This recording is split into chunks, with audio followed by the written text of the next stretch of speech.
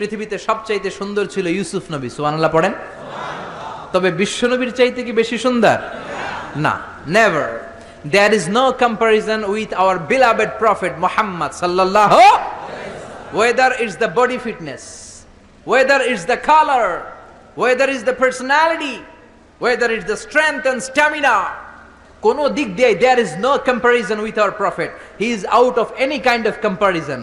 কিছু কিছু লোক আছে তাদের সাথে তুলনা হয় না, বিশ্ব নবীর সাথে কোন নবীর তুলনাই খাটে না। চিল্লায় বলেন সুবহানাল্লাহ।